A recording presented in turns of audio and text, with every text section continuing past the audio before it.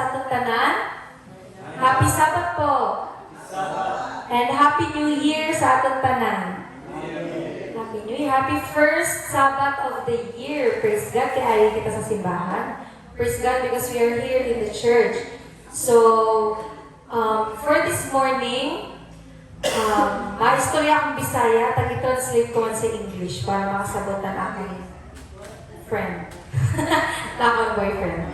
Yeah. So, this is the first Sabbath of the year, and the close of one year is the opening of another. That invites a reflection sa atong tanan.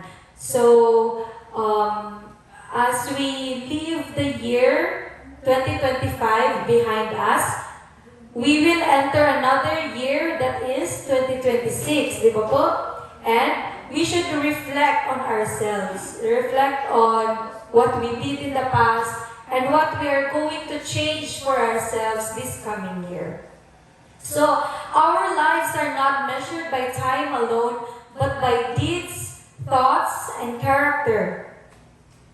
So, the way we live each day will determine the record of this year. So, kung paano daw natin, paano kita mabuhay sa adlaw, amin na ang mapakita sa aton sa kung paano natin, paano kita mabubuhay sa nila year.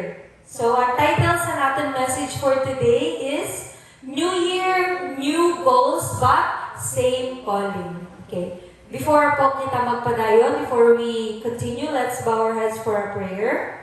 Dear Heavenly Father, please come into the midst of us and help me to speak your words that Jesus Christ may be seen and not myself. Please put everything in my mouth according to your will and only for your glory. In Jesus' name we pray. Amen. So for this morning, just like what I read earlier, our lives are not measured by time alone, but by deeds, thoughts, and character. So, ang ato daw po buhay, dili na measure or dili na susukol sa oras lang.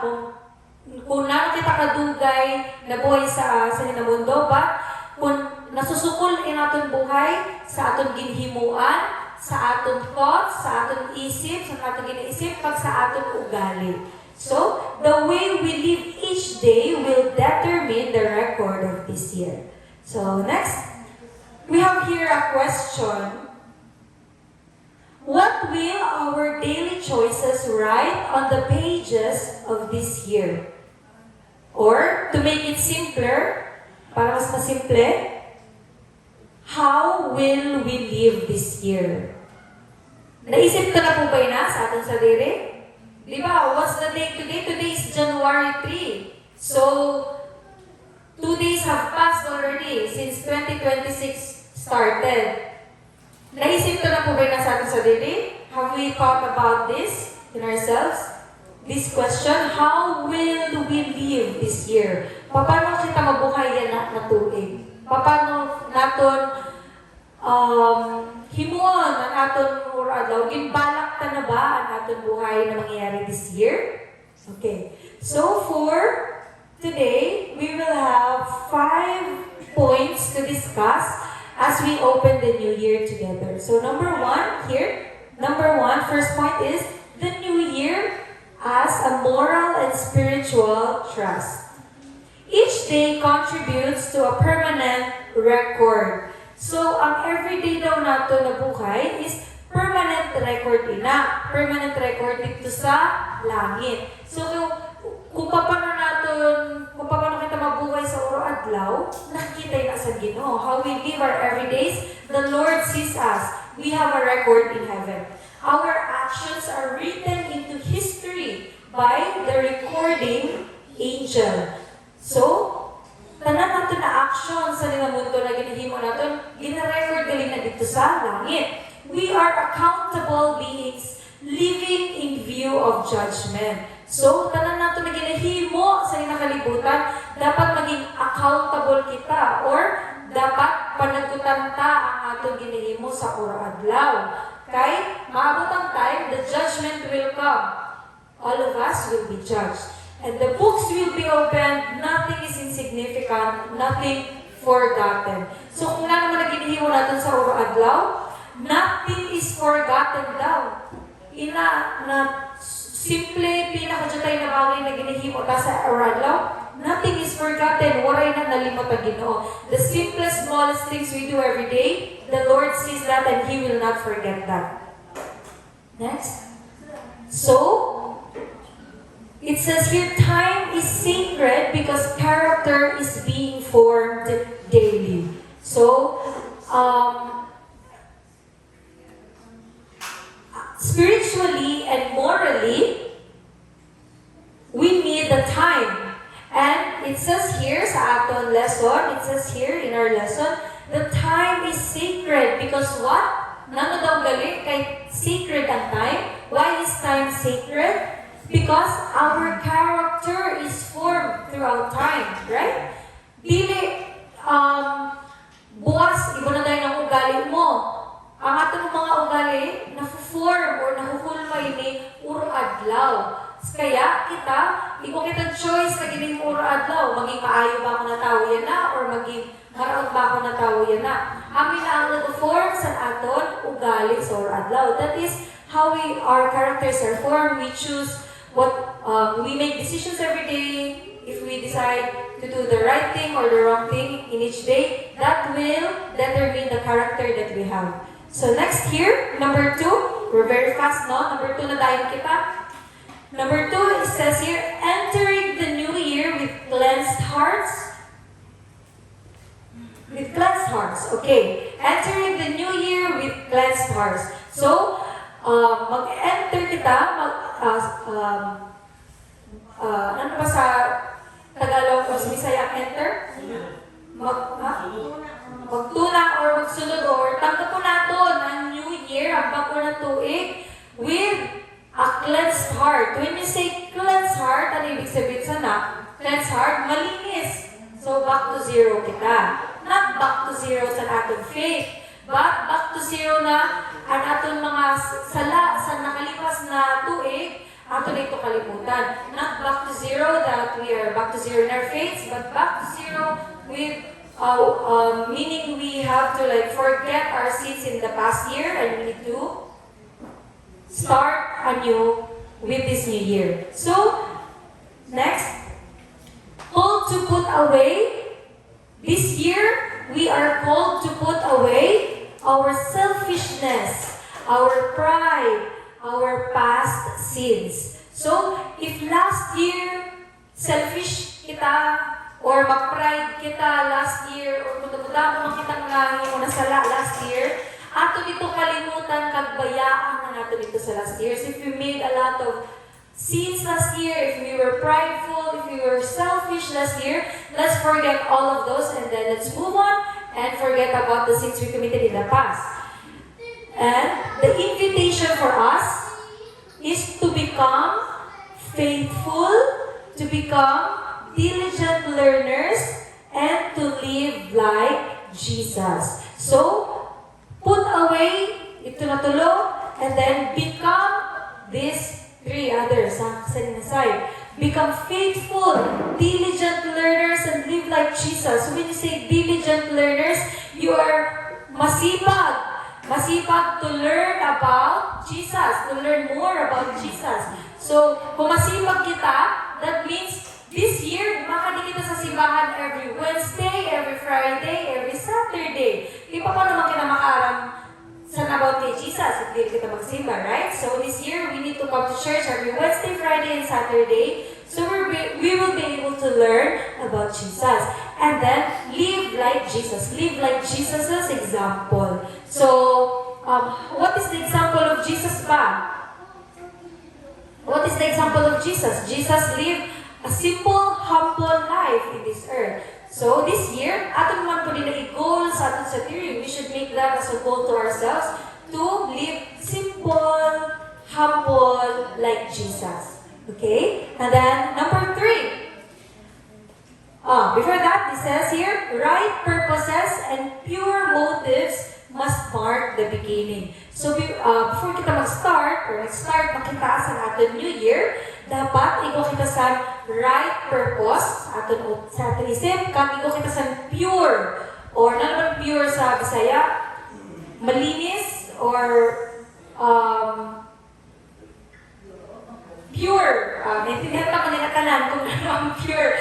Pure na motibo. Igo kita sa pure na motibo para sa year na maabot sa aton. Okay, next. So, number 3. Number 3, it says here, living connected to the source. So, when we say source, ang ginakuhaan pa sa something. That's where we get something from, right? When we say source. Okay, next. Source. Who is our source? Sino ang ating source? God is our source. He is the source of the peace, light, and truth. So the Lord is our source of everything, in short. And our attitude should reflect the source. Like, for example, ako na nagkinukuha ta, for example, kung may tindahan kita, if you have a store, right? And your mom tells you to, sabi sa mama mo, kuha ka na dito ang sabon, magkuha ka ng sabon sa tindahan kay magamit kita. Your mom tells you to like get the soap so we can use it for the laundry. What are you gonna get? Of course, you will get the soap, di ba? So it's the same thing. If we get something from our source, pag magkuha kita ng something sa aton source, dapat ang maninaan naton, makuha, ang manang naton, madara. So if our source, if our God is the source of peace, light, and truth, then our attitude should also reflect sincerity, respect, and benevolence. Anong ibig sabihin sa benevolence? What does benevolence means? Maging mabuot, inang willingness, ginaisip mo permi na maghimo ka sa maayo, maging maayos ka sa imo kapwa, maging mabuot, to be kind to other people. That's what benevolence means, being kind, intentionally kind to other people, to people around you. So we should reflect the source na ginakuhaan ta, which is the Lord. Okay, next. A Christ-filled life blesses everyone it touches. So, ang buhay daw puno na Christ is puno sa pagkalangga sa Ginoo is ina na tao, makabless man siya sa iba na tao. So if you are filled with Christ's love or Christ's character, you will be able to also bless other people. So, makikita tayo na sa aton community, like, di ba sa aton church, kung may blessing kita, for example, kung may birthday, gina-invite natin ang aton brethren, nakashare kita ng blessing sa inda, nakashare kita ng food sa inda once in a while. Because that is a testimony also that we are filled with Christ's love in our hearts. Kita din sa aton church. So, yes, next. And then number 4, very fast lang po kita kayo kung short activity sa inyo yung tagtaon. Okay, number 4, is the urgency of the present moment.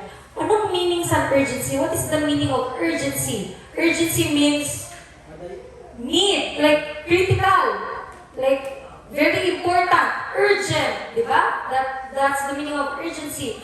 Nano kay urgent, ini na aton present time, ang yana naton. Why is it urgent? Let's see. This year might be our last.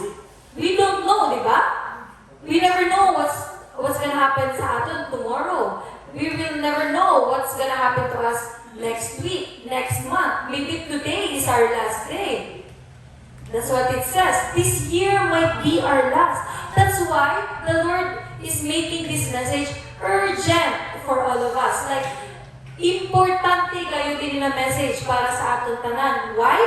Kahit ini na tuig, maybe ako ining last time na tuig sa nakalimutan. Wala nakitang buwas, wala nakitang next year. Ako na lang ini in a year. Anigwa kita. So it is really urgent.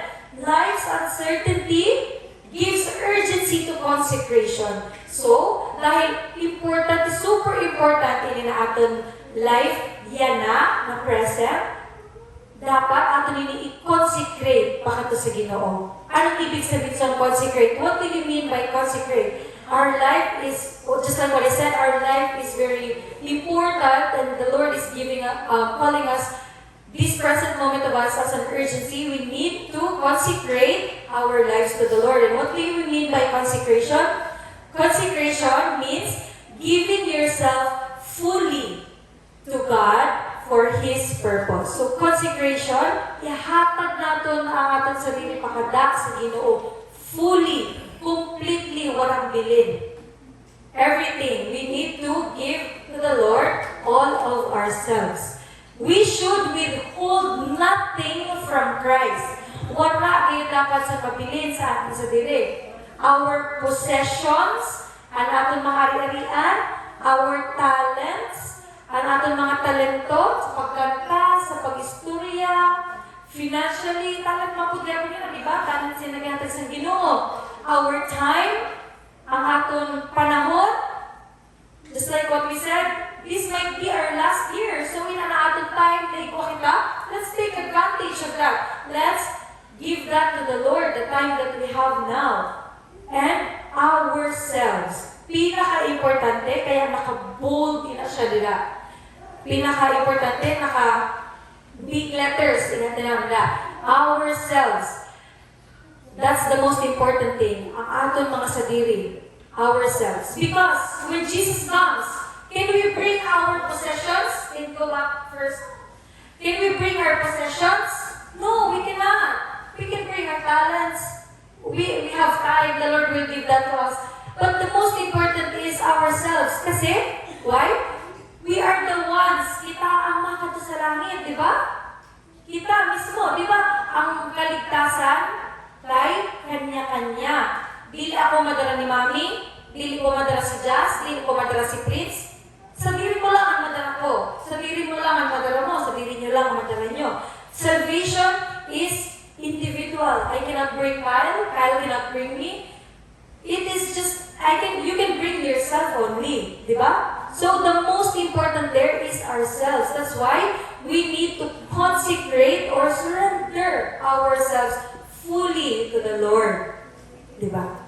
Ang aton gayon sa diri ang aton consecrate dira sa Ginoo. Next, delay is dangerous.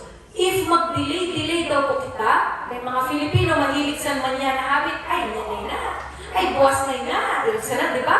Delay daw. Delay is dangerous. If mag-delay daw kita sa aton effort, sa aton time para sa Ginoo, it is dangerous. Our time is short. Di ba? In the past, in the Bible, if they had 900 years, 700 years, if they lived for that long, kung ang mga tao dati sa Bible na nabuhay sila 900 years, 700 years, nakita niyo ba ang sa time kayo na? Did you see our time today?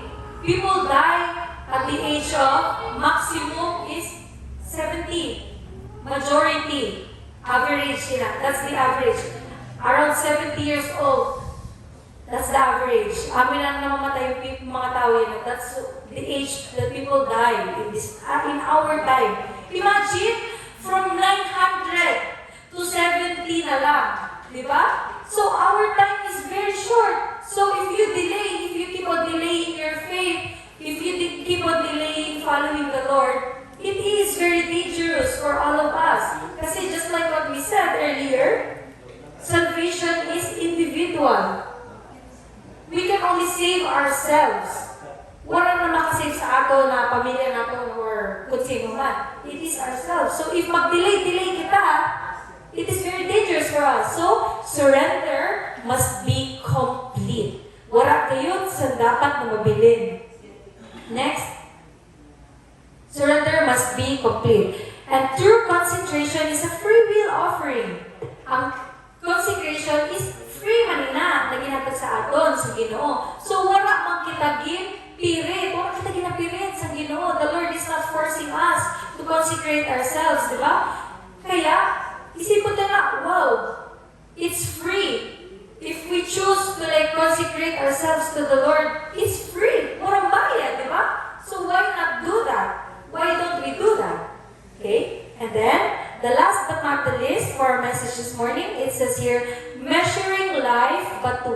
truly counts. It means, nano ba talaga ang importante sa buhay ka na dapat natin kitaon. So, next. So, our life is not measured by deeds. Life is not measured by years or numbers or time alone. Ang atong buhay, dili dili lang siya sa kung gaano kita ka laba na buhay sa mundo, kung pero kita ka years na buhay, di ba? When you see what we call this, the graveyard, ang mga lapida, di ba? Ginakipot ang lito, born on blah blah, born on 19-something, died on 2000, pero sana. Di ba? Amin na ang definition sa life in the earth. That's the definition of life of earth, in our life in this earth. You put it in the graveyard. The year you're born and the year you die. Di ba? But then, in our message, it says here that life is not only measured by these things. Ang atong buhay, di lang na-measure sa mga bagay. Di lang na-measure sa years, sa numbers, or sa time alone. It is measured by... Next. Next.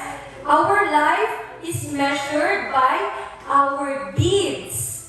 Ang atong nahimuan sa atong kapwa, our thoughts, ang atong ginaisip sa oradlaw, ang atong pag-isip, ang atong intention sa oradlaw, ang atong feelings, kung nano ang atong nababatsagan sa oradlaw. Amin na ang life. Ang ginatag ni Jesus sa aton ang life, para makabatsyag kita, para makafeel kita, para makabulig kita sa atong kapwa. So, life is not only measured by numbers, but life is measured by our deeds, sa atong mga ginimuan, our thoughts, and our feelings. The quality of life, next, the quality of life outweighs the length of life. So, ang quality daw po sa atong buhay, kung nano natin decide na mabuhay sa nilang mundo, amo daw na ang mas importante kung compared sa kung nano kalaba kita na buhay sa nilang mundo. Diba? Ang quality of life, the quality of life outweighs the length of life. So, for example, nabuhay ka as a child, nabuhay ka sa 20 years lang, ibig sana, napatay ka yun. Pero ito na 20 years mo, nakalagay sana sa simbahan, dedicate mo lang ito sa sarili mo sa Ginoo, wala ka naman naginimo, kundi mag-simba, mag-pray, magbasa sa Bible, mag-aral sa gospel ni Jesus. Ina na 20 years mo na life, mas maganda pa na compared sa mga tao na namatay sa 80 plus years sa ninakalibutan. Wala nagsimba, nagpara-irinom lang, na lang sa mga kalayawan sa mundo. Compared sa ito na 80 years na hindaging star sa nakalibutan, wala itong pulos. Compared sa 20 years na mabuhay ka, short lang, mubo lang ng buhay mo, pero ito na 20 years mo, i-dedicate mo sa Ginoo. Amin na ang meaning. That is the meaning of this statement, this sentence. The quality of life outweighs the length of life. So, ano po na siya? Sa aton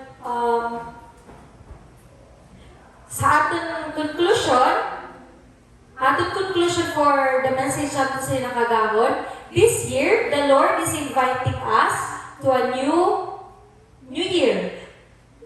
Invite Christ into the new year. Para sa aton, i-invite daw naton ang Ginoo sa aton bag-o na tuig. Dapat ang Ginoo daw ada sa aton puso sa na bag-o na tuig. Prayerful desire for Christ to come among us and say, "Peace be unto you." A call to begin the year intentionally, thoughtfully, and spiritually. So, every day, this coming year, we should always ask the Lord, pray to the Lord, and ask for His help and guidance sa naman natuhi na maabot sa aton this coming year that we are going to face. So, ang aton appeal ko lang po sa inyo tanan na sana aton hinihimo na year, let this year not be forgotten. Like, dili lang natin himunin nila bago na year na just another year na malipas lang. So na, let's not do that for ourselves and for the Lord. Dapat himo natin nila year na meaningful, na mo kitang mahimo, na maging productive kita, na mag-improve ang ating faith dito sa Ginoo.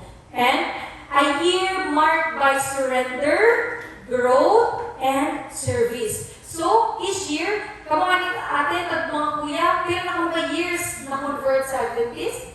2 years? 3. 1 year?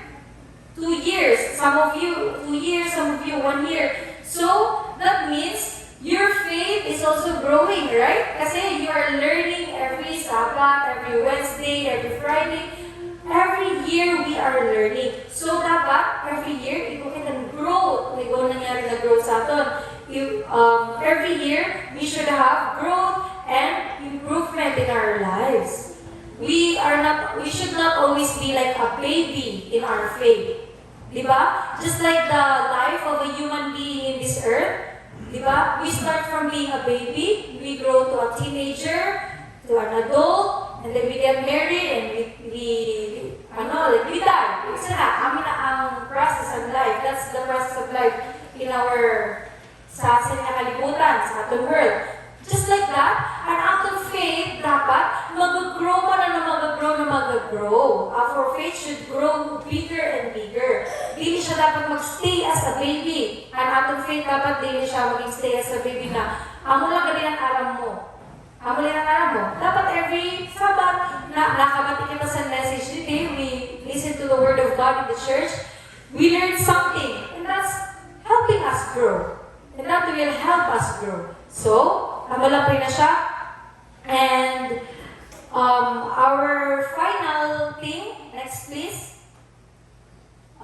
So, naalala niyo pili na picture natin? As we look into this photo, above that is our key text for today. Sabi na sa ating text, so teach us to number our days that we may apply our hearts unto wisdom. Makita yan sa Psalms 90 verse 12. Ang ginasabi sa ating memory verse na, Lord, tugtuan mo kami kung paano kita ng among buhay na para magamit na mo ng among buhay wisely, dida sa imo. Pero sana, ang ginasabi sa ating memory verse. So, nakita niyo po natin picture dito. Di ba sinig na?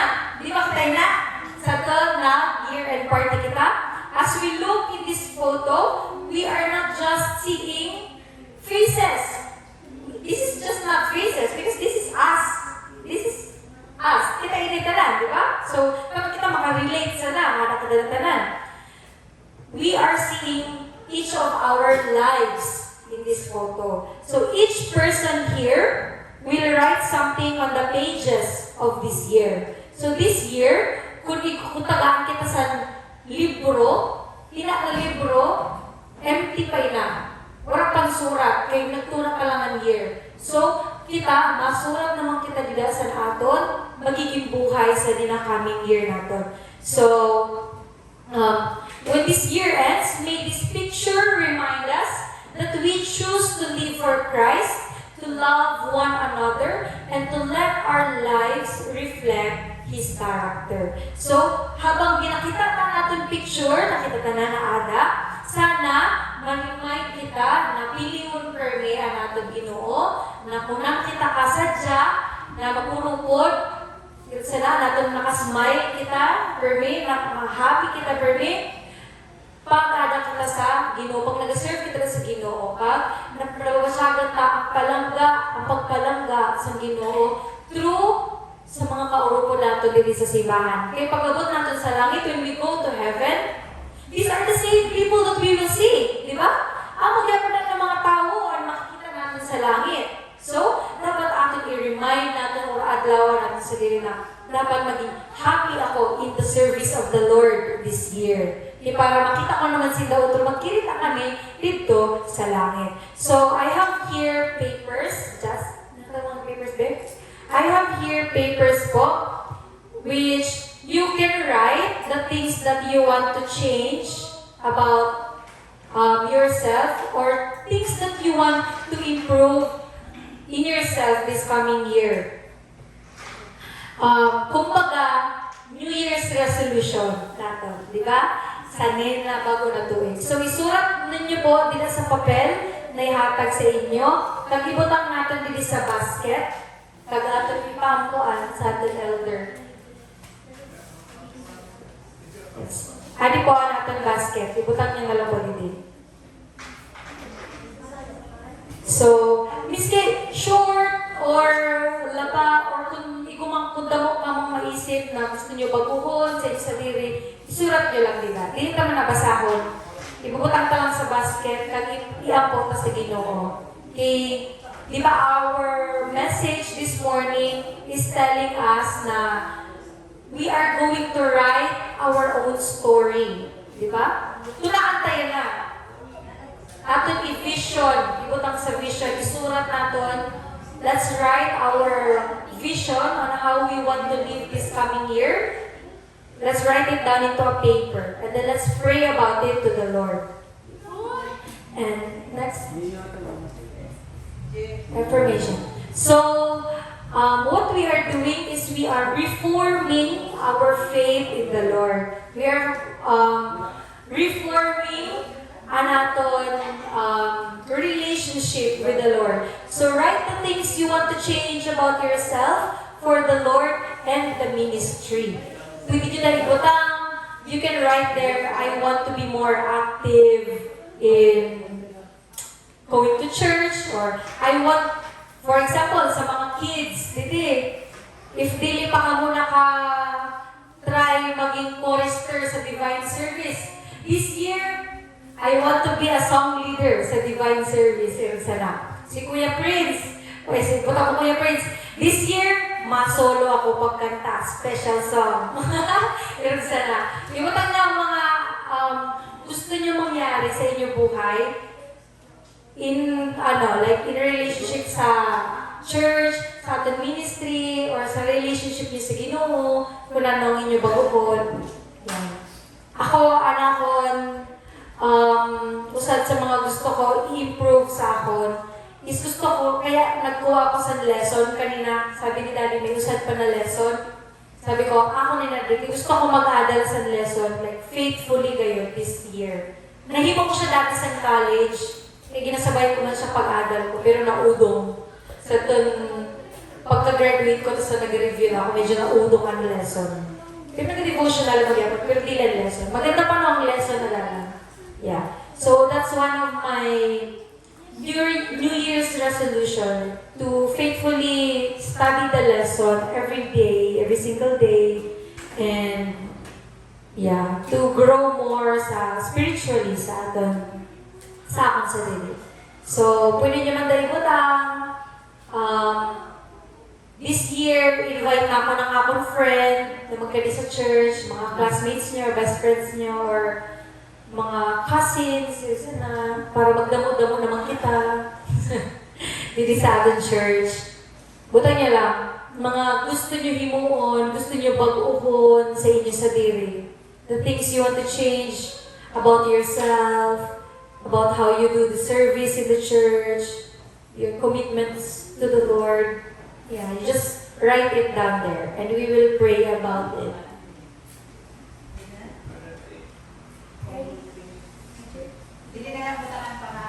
Opo, it's okay if you don't put your name. We will just, the Lord knows naman, alam naman sa Ginoo kung sino nagsurat sana. Yeah. So, pagtapos na po kamo, ibutang niyo po dito sa basket. You put it here in the basket when you're done. So we can pray about it. Yes. You can put it here po sa basket. Kampuan natin. Kapal sa natin, elder. Di man natin alaman, yung surat sa kada usad. We may not know what each of us wrote down on these papers, but the Lord sees. The Lord knows. what we wrote in these papers. Kung anong yung surat natin sa papers. The Lord sees it. Okay. Okay. So, ikutan nyo na lang po dito sa ating basket. It's nice na we are reflecting on ourselves, di ba? Like from the past year, kung ano ba nang nahitabo sa ato, whatever happened to us in the past year, good or bad, still we should be thankful sa atong Ginoo. Kasi until now, today, we are here at the church alive and healthy, right? So we need to be thankful sa atong Ginoo sa iya blessings sa aton every single day.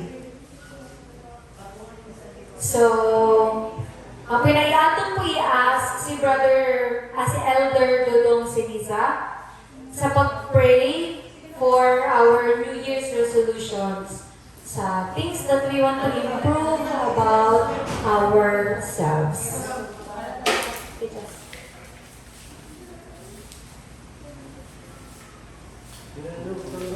Igo pa po? Dati, igo pa.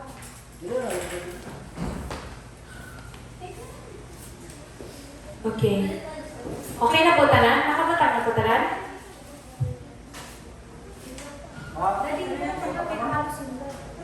Ato lang. Okay. Okay, so aton po yung ipaampo sa aton elder, Brother Dodong Siniza. Amo na po yung message natin sa nakakahon and Happy Sabbath and Happy New Year po sa aton tanan.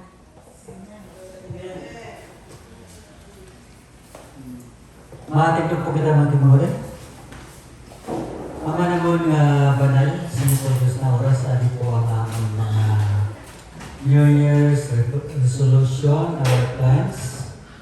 Kung ano ang amon paghimuon sa natuig para mag-improve pa ang amon relasyon nito sa imo.